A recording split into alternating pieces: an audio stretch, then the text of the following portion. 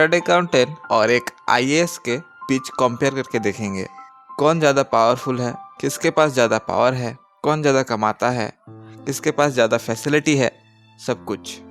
और मैं पहले ही बताना चाहूँगा, ये वीडियो बनाने के पीछे किसी प्रोफेशन को बड़ा या छोटा दिखाना नहीं है।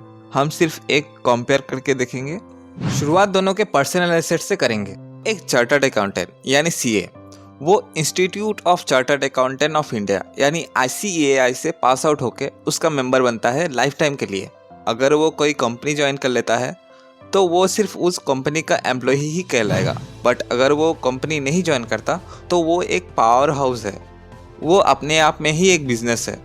उसकी जो सिग्नेचर की वैल्यू होगी उसको बड़े बड़े कंपनियां, बैंक्स सम्मान करेगी। वो खुद ही अपना काम शुरू कर सकता है और उसका ये पावर मरते दम तक उसके साथ रहता है।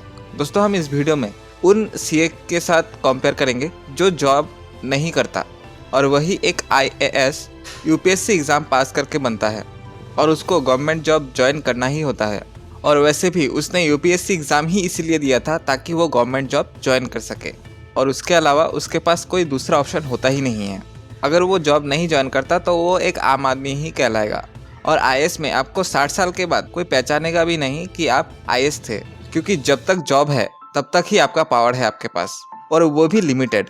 क्योंकि IAS कोई CA की तरह प्रोफेशन नहीं है, वो एक गवर्नमेंट जॉब की रैंक है। तो पर्सनल एसेट में CA IAS से कंपैरिजन में आगे है। अभी पावर की बात कर लेते हैं, किसके पास ज़्यादा पावर है। दोस्तों, अगर हम एक IAS की पावर देखें तो उसके पास law making, advice, law and order maintain और लॉ को इम्प्लीमेंट करवाना होता है।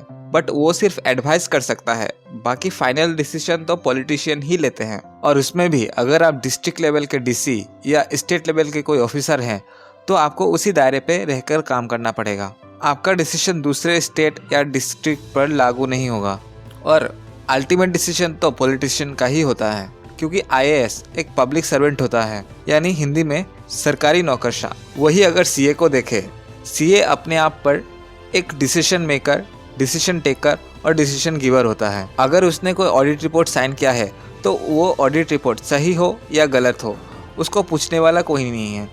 उसको आंख मूंद कर सभी विश्वास करते हैं। अगर किसी कंपनी का ज़्यादा टर्नओवर दिखाकर CA ने ऑडिट रिपोर्ट दे दिया तो उस पर बैंक वाले से लेकर SEBI, RBI, सेंट्रल गवर्नमेंट सब लोग विश्वास करेंगे, उनको लोन भी दे देंगे, उनका शेयर स्टॉक एक्सचेंज पर भी लिस्टेड करा देंगे। एग्जाम्पल के तौर पर आप येस बैंक को ही ले सकते हैं। भले ही वो कंपनी लॉस मेकिंग क्यों ना हो और CA का साइन किया हुआ रिपोर्ट पूरे इंडिया में वैलिड है, सब लोग उसको मानेंगे। इवन वो इंटरनेशनली भी वैलिड होता है, सब लोग उसको रेस्पेक्ट करते हैं। नेक्स्ट देखते हैं इनकम। ये सच है, IAS में बंगला मिलता है, इंसेंटिव मिलता है, सैलरी भी अच्छी खासी मिल जाता है। लिमिटेड है क्योंकि गवर्नमेंट से जो फिक्स हुई होती है वही उनको मिलता है और वही एक चार्टर्ड अकाउंटेंट को सब कुछ खुद ही बनाना पड़ता है। कुछ भी फ्री में नहीं मिलता, बट अनलिमिटेड होता है, जितना आप बना सकते हैं। बैंक बैलेंस हो चाहे बंगलो हो, कुछ भी। फैसिलिटी के मामले में IAS CA से बेटर है। नेक्स्ट है रेस्पेक्ट।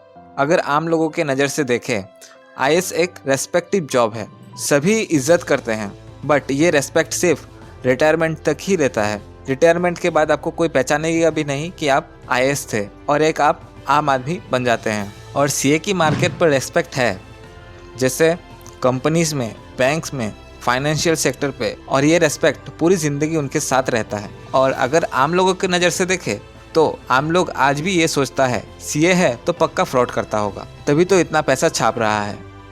ये है डिफरेंस IAS और CA में। तो इसमें भी IAS CA से थोड़ा बेटर है। और आखिर में आप ये सोच रहे होंगे, CA होने का इतना बेनिफिट है, IAS IPS के पीछे लोग इतना क्यों भागते हैं।